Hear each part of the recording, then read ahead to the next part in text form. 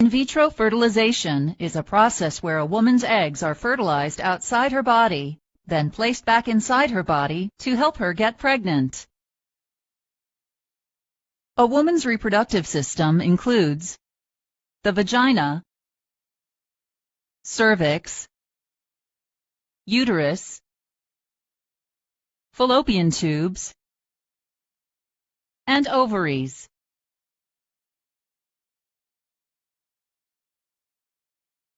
During the monthly menstrual cycle, one of the ovaries releases an egg in a process called ovulation. After ovulation, the egg enters the fallopian tube. A woman is most likely to become pregnant if she has sex in the days just before, during, or right after ovulation.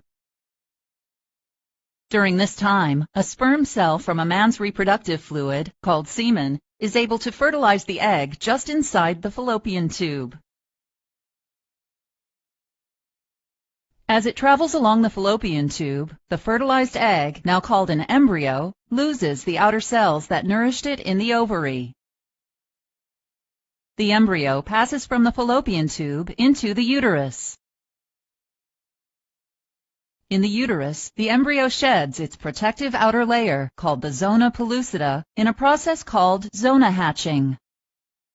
Zona hatching is necessary for the embryo to implant in the tissue lining the uterus. During implantation, a connection between the woman and the embryo begins to grow. This organ, called the placenta, allows oxygen and nutrients to pass from her to the embryo.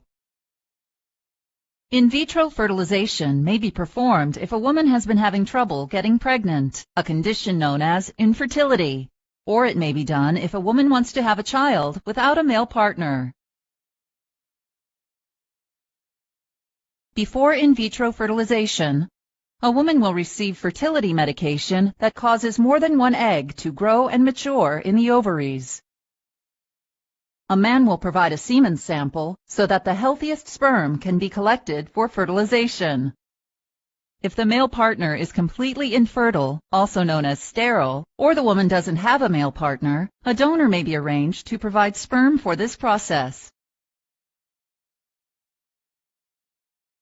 In vitro fertilization consists of three main procedures: follicle aspiration,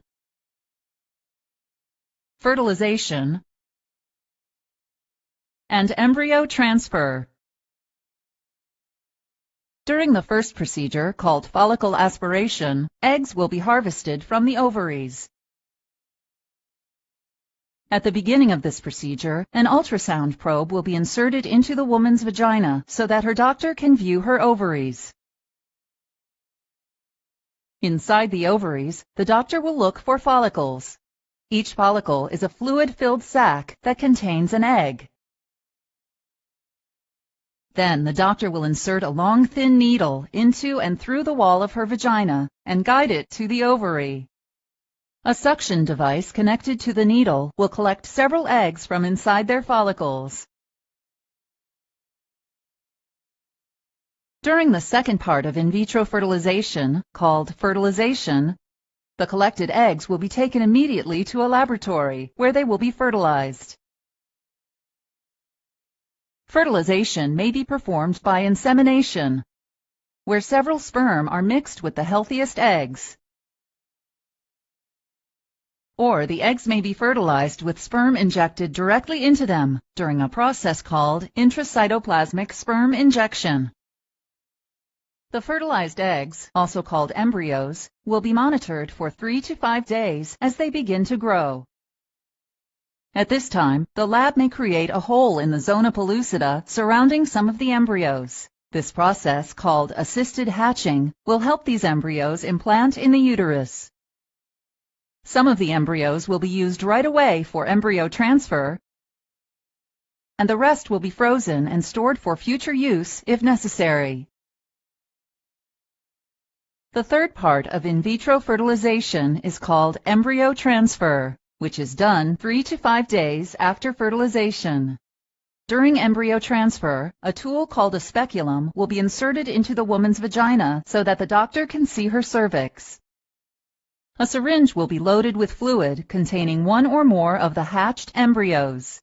Then the syringe will be attached to a long, thin tube called a catheter. The doctor will insert the catheter into the vagina, through the cervix, and into the uterus. Once inside the uterus, the doctor will inject the embryos. Then the catheter and speculum will be removed.